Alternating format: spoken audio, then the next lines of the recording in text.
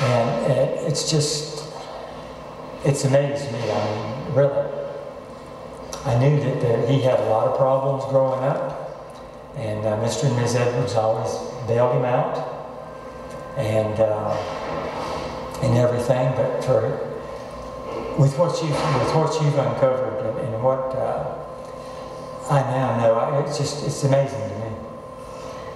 How certain are you that we're right now? 1,000%. I like that so much. You know, when the thing about the will came up, like I said, I didn't want to be part of that. They could have given him everything they had. I got their daughter. That was all I was interested. That was all Eunice was interested in. Sure. And there was 2 times that Perry and his family were around Eunice and I, except at Thanksgiving when we went up there for Thanksgiving. And that was one time at Twin Lakes in Georgia. Mr. and Ms. Edwards had rented a cottage there on Twin Lakes, and Perry and his family were there, and Eunice and I drove up and spent the day with them. And then after Disney opened, Perry and his family came down, and they spent a day and a half with us in Winter Garden. Those were the only 2 times that I'd ever been around him, except when there was a big group that was there. And like I say, I didn't want anything to do with him because he was drunk and he was wild.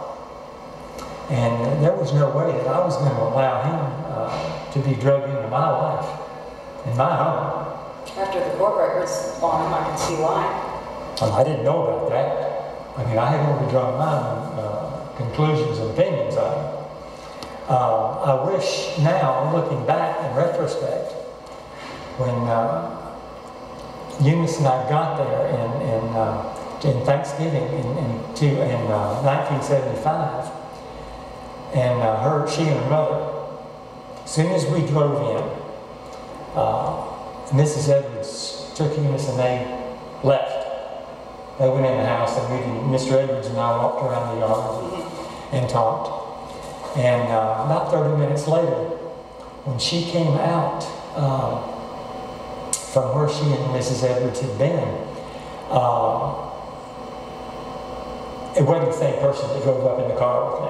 Right. Something had upset her, and to this day, I don't know what it is, because she was the type of a person that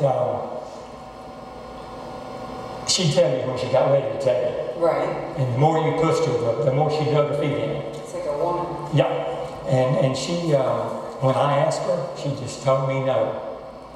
And I never went back to that. Sure.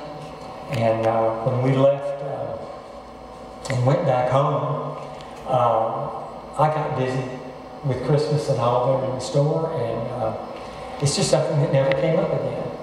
I wish now that I had pushed and found out what it was that upset her, because she was upset the whole time we were there.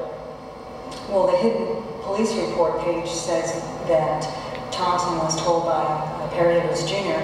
that there were a flurry of phone calls on that day. And so we checked. We sent Jean Jones down to Mrs. Harper's sister to see what the phone calls were about. And she said that she loved you. She thought you were a good person. Oh, I've never had any problems with Mr. and Miss Edwards. You know, Perry was the only one. I stayed away from him. It was upsetting. And why would why would your father-in-law ask you to be the executor of the will, which everybody knows, if he had a problem with it when he barely tolerated you? Like Perry Jr. is the only one that said that. Then he wouldn't. He wouldn't. And he had pulled that will, I think, in August of 75. I wanted to show you that. What do you say? It just, August 6th.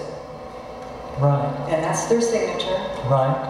They took their will out of the Colquitt County Courthouse that had been there since August of 1967, and they took it out just months before they asked you in November to be their executor. And if they would have brought it back themselves, there would be a notice. Right. But Perry Edwards Jr., their son, the only heir, brought it back on the day that Eunice was put into the ground. He was in front of the judge. How did he get his hands on it? Because it was in Winter Garden, Florida. Remember those purses? Oh, I remember those purses It well. had to be something like that. It had to be from some of their articles, and the Orange County Sheriff's Department went and picked up the suitcases full of items and gave them back to Perry Jr. So,